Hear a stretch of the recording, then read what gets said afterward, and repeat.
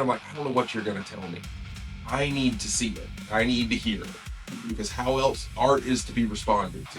You know what I mean? So what else am I supposed to do? I'm not. What's up, your full name? This is Stop and Ask. Oh, I'm Jake Andrews. This is Stop and Ask.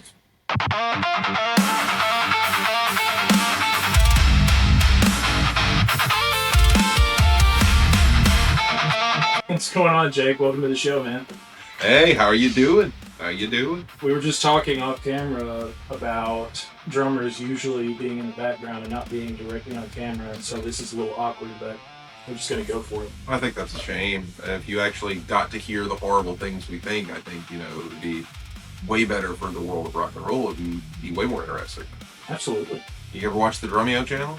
We all share one brain cell. Mm-hmm. And sometimes someone else is using it. You just got to deal with that. So Exactly. All right, so let's just start from the beginning, man. Where'd you grow up? What's your childhood like? Well, I pretty much grew up here. When I was born in Atlanta, Georgia. Briefly, I got shuffled around a little bit. I was adopted. In somewhat complicated family situation. It was just within the family. I kind of got moved up a generation. So my maternal grandma adopted me, and then we just kind of moved from there. We got to Smithville, Mississippi when I was a wee one. From there, I just kind of existed and ingested whatever I was given. I had a pretty nice childhood, especially at that stage where you're just kind of isolated out in the country and there's not really anything, Grandpa was a farmer, so I got to kind of grow up with that somewhat kind of rural background, which I always really liked.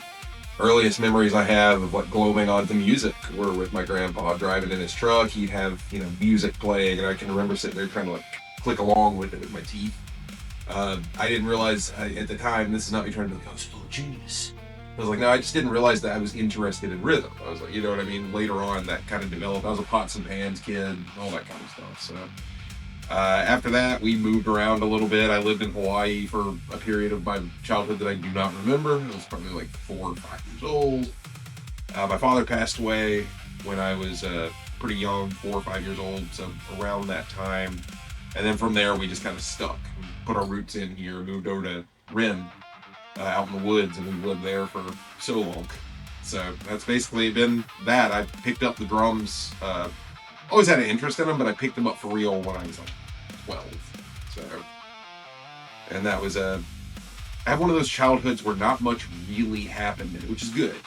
You really look at people around you, you hear some of the things that they went through, and you're like, I'm really glad that it was kind of uneventful. I just kind of played video games and had no idea about the world around me. You know what I mean? That's kind of what you want, Yeah, yeah, something quiet. Exactly. Well, thinking back, is there a memory that still makes you smile to this day?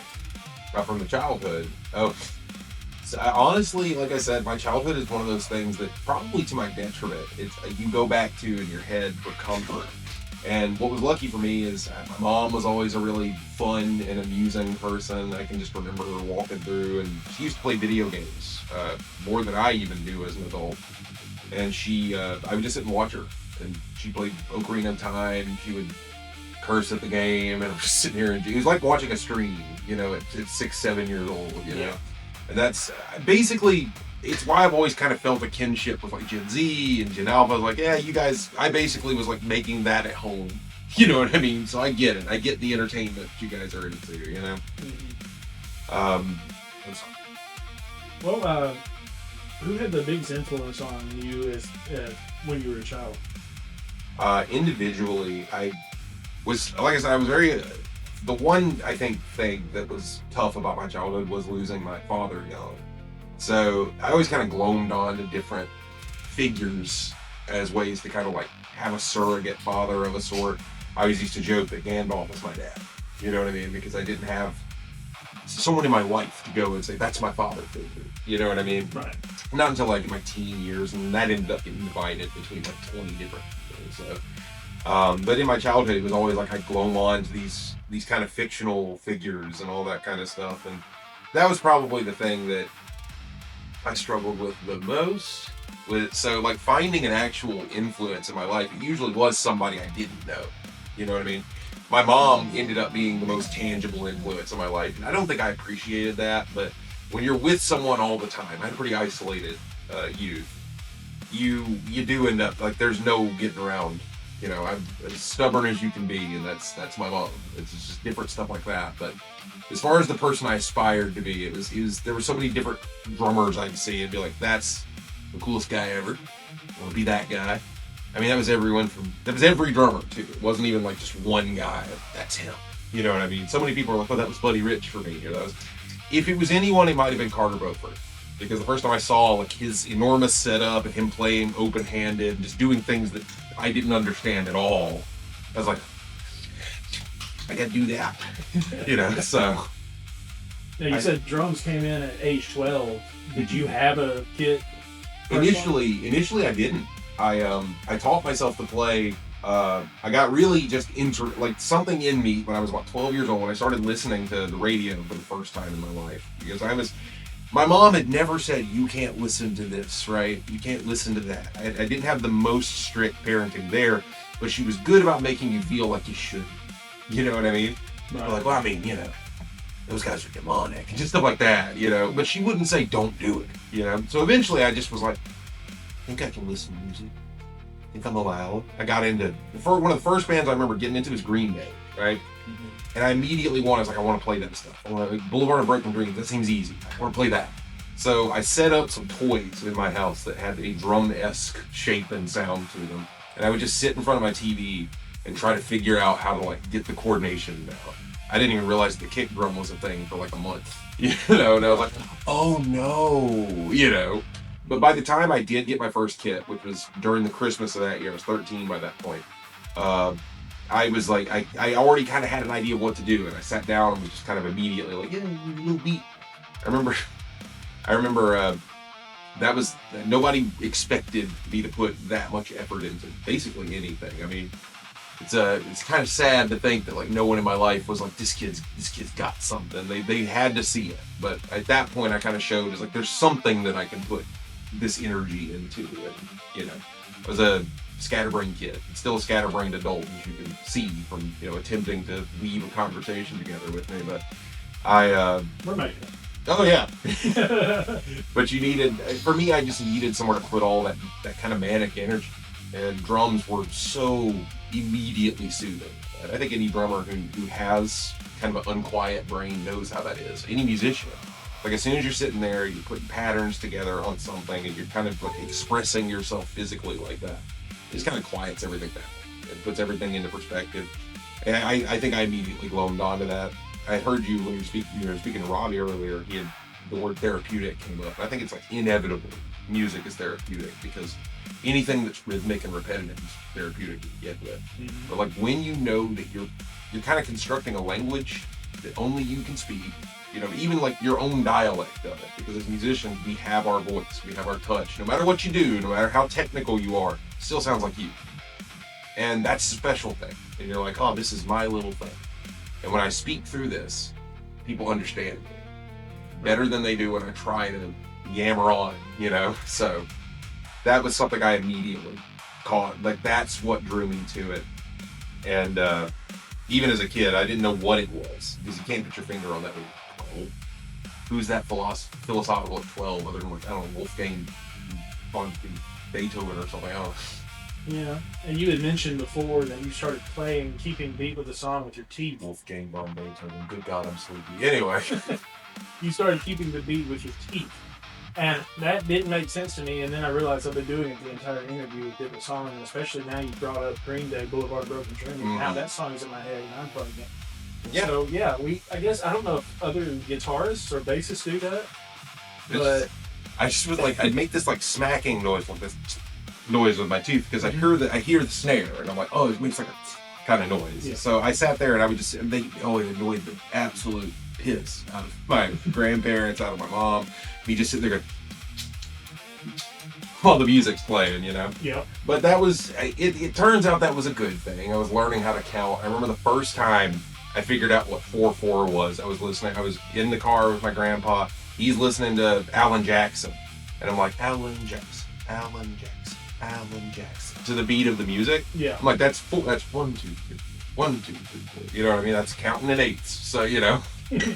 And I always thought that was really cool. that kind of accidentally happens. Because it's not like, again, I don't think it's like, oh, I'm a genius. I think it's just you recognize patterns. It's a human brain. It's a beautiful thing about humanity because we see those patterns and we're like, cool, kind of make something happen in there. So it's just I was one of those kids that when I had those patterns were comforting, I think, and that's why it was just a need, like Blue Dot need more of that. You need more of that, Music's that way. You can play it for a rabid gorilla and they'll calm the hell down. So it has to work for me, Right. It'll calm anybody down. Exactly. The sound of music is literally, it's just something that never gets old. It's like the only real form of magic I've encountered in this world, really. Is just art and music and what that does inside me. There's no putting your finger on what that really is when it works. And we all know what that feels like, Yeah. So we wouldn't be doing this. It's what got us here. So, Yeah. So, how old were you when you joined CB7? I was 17, right at the edge of 18. Mm-hmm. Unfortunately, not the edge of 17. I love that. That's rock and roll, That's Stevie. Mm-hmm. She would have come to my house and shaken my hand finally. Just getting too old, man. Yeah, I think we're all getting to that point. But yes, not as much as Robbie, but we are getting there. Ojiji-san over there, bless his heart. So, if you'll have to forgive me, the questions that I had written down, because like I said, we played shows together, we don't know each other very personally, Mm-hmm. and usually I wait to see how an interview's going to go before I jump questions or skip questions, and none of these questions are going to do. So, what's the music you're listening to now that's currently really getting you going? Surprisingly, it's like for me, the last couple of years have been kind of me going back archivally and looking at stuff from the 70s and 80s that I missed. I mean, obviously, I was born in 1992. Technically, I kind of missed grunge in a way because, I was a baby. Mm-hmm. Kurt Cobain passed away 2 years after I was born, that kind of stuff. So a lot of what is the clearest influence on my playing and on the band I'm in was not something I was really there for. You know what I mean? I was too busy, sucking on bottles at that time to be thinking about, what Kurt's saying. And I look back, it's like I've always had to have that habit. I was attached to the music of my generation. I grew up in the emo kind of metalcore generation, and that was always cool to me too. Great generation. Mm-hmm. But all of that stuff, I wanted to kind of mix in more. And I remember one of the first drummers I liked was Mitch Mitchell from Jimi Hendrix Experience. And I was like, even before Mana, I was listening because there was a issue of Modern Drummer I picked up at a Books A Million one time. I just saw it and was like, ooh, drums. And it happened to be about Mitch Mitchell, and it happened. Pretty good on. I heard it. Okay. Yeah. Something. But it happened to be about Mitch Mitchell, and Mitch is like all the stuff in there. The stuff they were describing is just one of those times where you read something, you're like, I think I know what you're talking about. And you go and start to apply it. I just got glommed onto the guy. So 70s music, like late 60s, early 70s, like where rock music is becoming rock music, vocabulary rock drumming is coming into existence. I immediately like that voice. I want to be there. You know what I mean?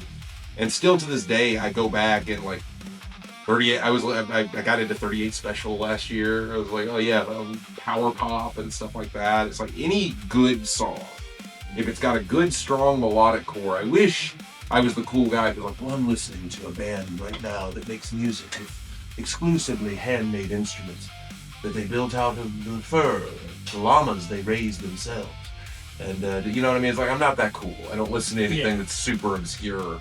But, unless you're counting doom metal bands, and to be honest, niches are niches, you know what I mean? It's like, you get into a niche, it's probably just your vibe, you know what I mean? I never felt like that really makes... It's not like a street cred thing. I don't gotta brag about who I'm listening to. Yeah. But the people I do, it's like, I'm always... When a band is successful at all, usually I'm like, there's something there. There has to be. You know what I mean? Unless it's a situation where just somebody threw this together. But still, somebody still liked it. Somebody still bought it. And so often I'll find myself in that moment where you have that eureka moment with a band where you're like, I get it. I get it. I see what people see in this. That's what I kind of look for these days. I'm looking to just find that moment with a band because it's almost addictive, where you're like, I get this band now. you know, and now you want to talk. And I was like, Heart was that way for me a few years ago. The first time I always loved the song Miracle. I always loved, you know, songs like Alone and stuff. You hear them your whole life. When you really get, like, I hadn't listened, you know what I mean? Like, really listen. You listen to, like, Ann Wilson singing, you listen to the tone of her voice, and it's like, dude, that's one person in the whole world and for the history of forever that will ever sound like that. And that's what's beautiful about this. There's such an individuality, and yet we're all in this big collective. I don't know. I could go on forever about why I find this so compelling to do, which is pretty much every reason but money, because I'm fully aware no one's paying me. That's fine, you know? It's just a craft that you enjoy doing. Well, like I said, it quiets my brain down. I've said it to people before, sometimes I feel like this is all I can do. And it's not necessarily true. I have other skills and things I can do, but this is what I want more than anything when it comes to my life. It's like if I have every little opportunity I have to be behind the drum set, or at the very least engaging with music and making music, that's where I'm looking forward to. That's the next thing I want to get to, you know? So that's kind of been my whole life. I mean, ever since, like I said, I'm in that truck with my grandpa. It's like I'm looking forward to that next moment. Music's here. And music is involved, you know? Yeah. So that's the long and short of it, I suppose. And with what I'm listening to, which was the question, I remember. It's just like whatever. I've noticed this over the last few years. That's why I'm struggling with that. Is like I just don't go after the way I used to be. Like I'd be reading music review sites and stuff like that. Like what's hot, what's big, like what are the critics saying? I don't think I've listened to or read a music review in years. Because at this point I'm like, I don't know what you're gonna tell me. I need to see it. I need to hear it. Because how else art is to be responded to? You know what I mean? So what else am I supposed to do? I'm not gonna listen to some guy respond to it. That's a different guy than me. You know? Someone that's thinking completely differently from you. And at the end of the day, the critic, I respect the heck out of those guys, but they are trying to get paid. It's their job. And sometimes it kind of sucks to be told, here's 12 albums this week. You know what I mean? Yeah. So it's kind of hard for me to truly believe that they're that engaged with it. You know what I mean? Right. Whereas when you are freely listening to music and freely looking for stuff, that's a chance for you to respond to it and like find it and discover it like a treasure, you know? So when I'm looking for new music to listen to, that's what I'm looking for. It's any little moment. Sometimes I'm just listening to the same song 15 times in a row and just looking for details, you know, so, which is an insane person to do, I know. But you know, that's what Brian Wilson did before his brain broke. But, you know, I've been doing it for 20 years and my brain is still mostly intact. So. You gotta keep in mind mostly. That's, I know, let's squash something that a lot of people probably don't know from a drummer's perspective. And me personally learned this the hard way years ago, but people think since we're the back of the stage that we can hear everything perfectly. We cannot. Unless you have in-ears in, which we never did. And not today. I mean, I've done them now, but, you know. But yeah, you literally have to go off of how you remember that song to be played. Mm-hmm. Well, I mean, like one of the things the one thing I did key into, thankfully, was that like usually in a band situation, especially big bands and stuff like that, the drummer was the leader. You know what I mean? That's not always the case anymore. Sometimes it is the lead singer, and they do want to have their control over the tempo and that kind of stuff, and that's understandable. But as somebody who got very used, like we're lucky, our monitors are always good, especially since Jessa came in. Like we never have a problem. I can hear everything. Everything's perfect. But there's been so many shows. You know how it is when you're playing with popcorn sound men. You don't know who you're getting out of the bag. You know what I mean? It's like there's so many times I was like, there's no way. I'm just back here basically doing a solo and hoping everyone else is with me. You know? Yeah. This happens to the greatest drummers in the world. The VMAs, that happens a lot weirdly. So it's like, of course, it's gonna happen to you, and you have to learn to adapt. So like you said, you're just playing the song. You know, you hope everyone's there with you. And I'm lucky. Like everyone I've never been in a situation in this band where there's anybody who was so far behind that they really were just like not able to do that. Like just hear the drums and know where they need to be. It's like, as a drummer, I am acting as somewhat of a living click track, so if you know, you can pay attention to that to some degree, you're good. You know, don't get intimidated by it, which is the only thing I've ever encountered. And I'm not going to badmouth any particular person. The only time I've ever encountered musicians who struggle with playing with a drummer is when the drums seem like they kind of intimidate them a little, like they're afraid of the speed of it, like it's very rigid. It's like a click track, so you got to stick with it, you know. But that's the only time I've ever encountered problems with musicians. I mean, we are in an area where it's surprising to me how many people, this should just be a human thing, really. I don't think it's so much that there's special people that can play music and others who can't. It's a passion thing. It's like, do you like music? You can probably play it if you try. You know what I mean? Yeah. So we're very blessed that we live in an area where so many people did answer that and say, I can do that. Like, they are great.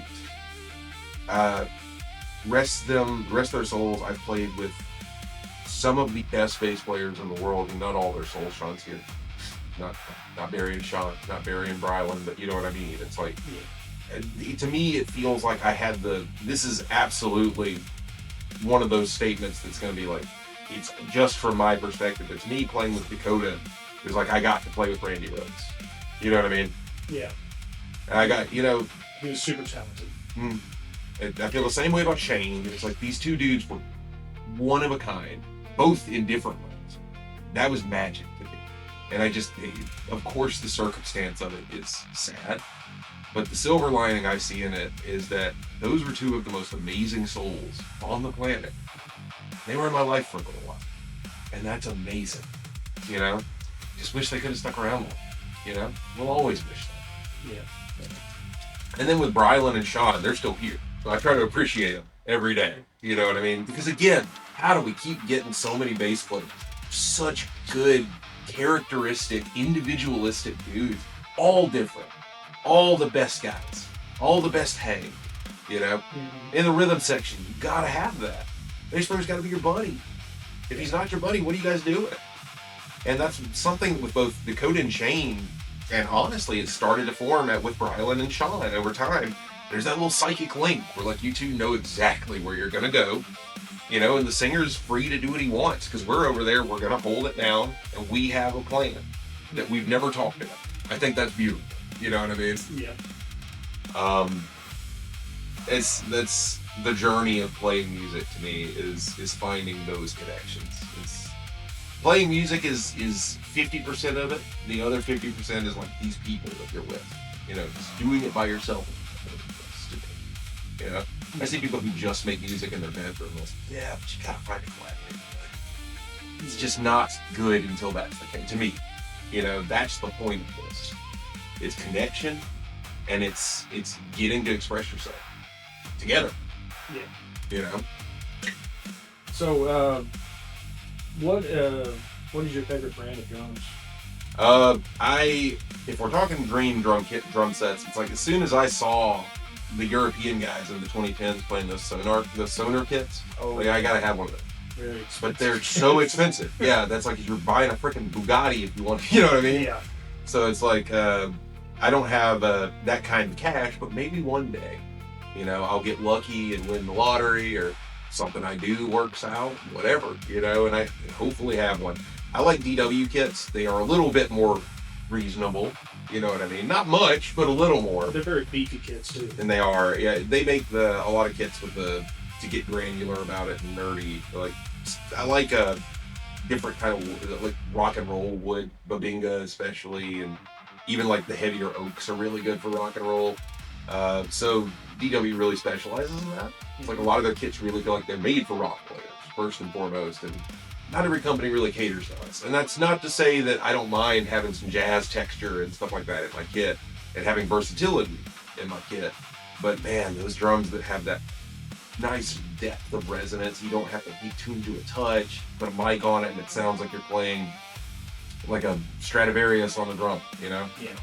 Like even this week, the last 2 weekends ago, we played in Columbus. They had a wonderful DW kit set up as the house kit, and they were apologizing to me. Like, oh, sorry, it's a house kit, man. Yeah, 8 custom cymbals, beautiful setup. I mean, I can tell it's the box set of them, but it doesn't matter. They're still expensive. The box is like $2,000, you know.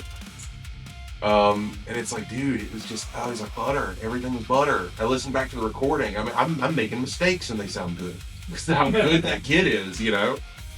So I was like, nah, that shows you the quality of an instrument does matter. You got to put the quality you're playing into it, but the quality of an instrument does matter too. You know, I heard of all people, is the guitarist Tepe Tanishi from Thrice was talking about guitar, and he was like, he always has people ask him, what gear do you use? What gear do you use to get that tone? And he's like, it's 70% to 80% my hands. You know what I mean? Yeah. And that's all of us. That's all of you. You got to appreciate what you have. Because if you don't know that, it doesn't matter what gear you use. You can't really pick what gear you want until you know what your hands do. And that's why I glom towards Sonar, DW, the things I've had the chance to play. It responds to my touch really well. You know what I mean? Yeah. So that's what I want.